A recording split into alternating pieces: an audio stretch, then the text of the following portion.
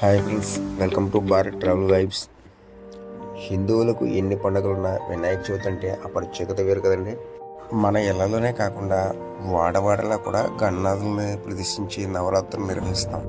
దేశవ్యాప్తంగా జరిగే ఈ వేడుకల్లో మహారాష్ట్ర, తెలుగు రాష్ట్రాలు ప్రసిద్ధి. ఇక హైదరాబాద్లోని ఖైరతాబాద్ వినాయకుడు అంటే మరీ ప్రత్యేకత. చిన్నారుల దగ్గర నుండి పెద్దల వరకు ఈ ఖైరతాబాద్ వినాయకుడిని చూసేందుకు ఎదురు చూస్తారు. అంతటి ప్రత్యేకత కలిగిన ఈ వినాయకుడు నేటికి 70 ఏళ్ళు పూర్తి చేసుకునే వినాయకుడికి ఎన్నో ప్రత్యేకతలు ఉన్నాయండి. 1954లో ప్రారంభమైన ఉత్సవాలు 2024లో కూడా అంగరంగ వైభవంగా కొనసాగుతున్నాయండి. ఈ ఏడాది శ్రీ సప్తముఖ మహాగణపతిగా దర్శనమిస్తున్నారు. ఎడవైపు బ్రహ్మ విష్ణు మహేశ్వరుడు, కుడివైపున పార్వతీదేవి, లక్ష్మీదేవి, సరస్వతీదేవి ముఖాలతో దర్శనమిస్తున్నారు. అయోధ్య బాలరాముడి విగ్రహాన్ని, రాహుకేతులు విగ్రహాలను కూడా ఇక్కడ ఏర్పాటు చేశారు.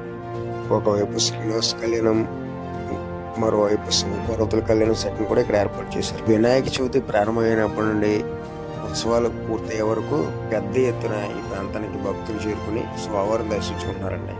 మనం కూడా స్వామివారిని దర్శించుకోవడం జరిగిందండి. 100 టన్నుల మట్టితో 6 నెలల పాటు ఈ విగ్రహాన్ని తయారు చేశారు. తెలుగు రాష్ట్రాల నుంచే కాకుండా ఇతర రాష్ట్రాల నుంచి కూడా పెద్ద ఎత్తున భక్తులు ఇక్కడికి వచ్చి స్వామివారిని దర్శనం చేసుకుంటున్నారండి. మీరు కూడా దర్శనం చేసుకోండి. Please subscribe, like and comment.